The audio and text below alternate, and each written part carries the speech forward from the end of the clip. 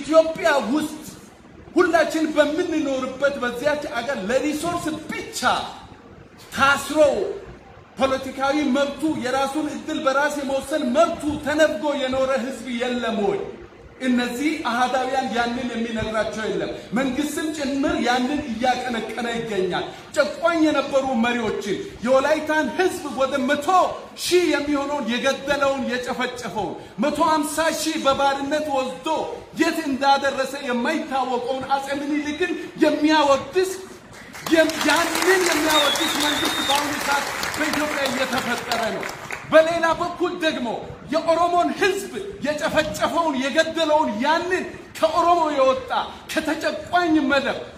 ከ1950ዎቹ ጀምሮ ከሜጫ ቱለማ ምስረታ ጀምሮ ይታገሉለት የነበረው መብትና ነፃነት ገፎ በአሁኑ ሰዓት ምኒልክን ለማንገስ ቤተ መንግስት ውስጥ የምኒልክን ሐውልት እያቆመ ያለ መሪ ነው ኢትዮጵያ ውስጥ የተነሳው ይህ ብቻ አይደለም አንድ ገብሩ ታረቀ የተባለ ፕሮፌሰር የጻፈው ነገር ልንገራችሁ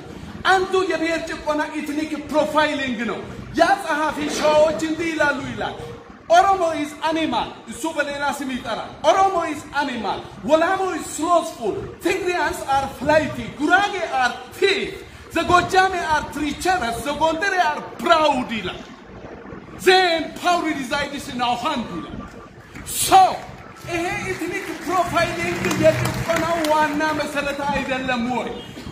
ኢንዲቪጁዋል ራይት የግለሰብ መብትን የገፈፈ ያዋረደ ብሎ ነው አሃዳውያን የሚናገሩ ነገር ግን ኢንዲቪጁዋል ራይት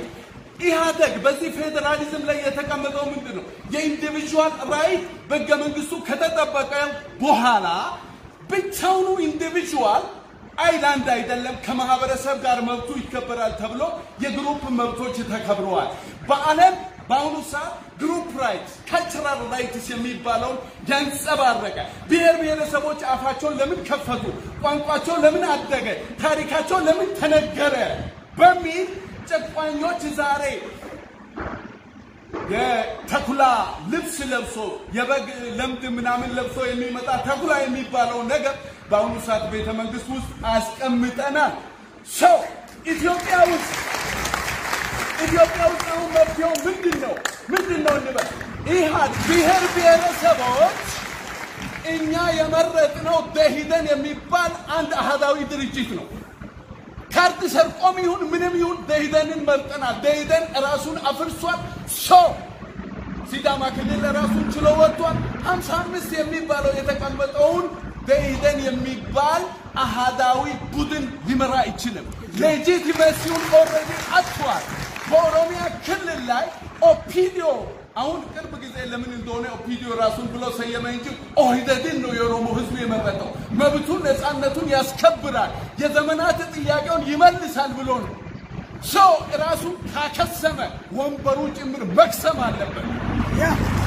ምክንያቱም የኢትዮጵያ ብሔረሰቦችን ውክልና ያፈረሰ ህብረ ብሔራዊ ፌደራሊዝሙን እየደፋ ያለ መንግስት ነው በአሁኑ ሰዓት ያለው ምን መደረግ አለበት ከዚህ በኋላ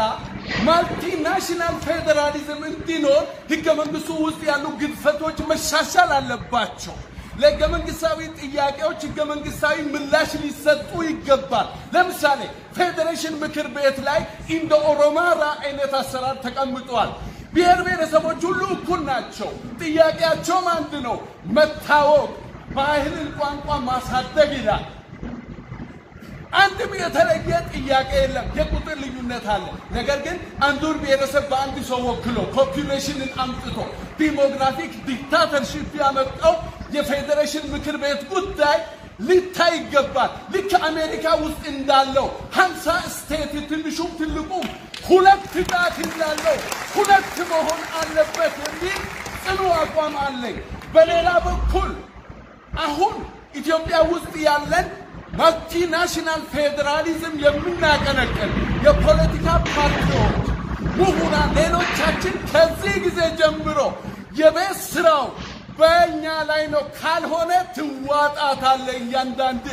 የሚውጥ ኃይል መጥቷል ጨቋኝ መጥቷል በአሁኑ ሰዓት ምኒልክ ሌላ ልብስ መጥቶ ተመልሶ ስለመጣ ልንጠነቀቅ ይገባል የበላይነትን እናስከብር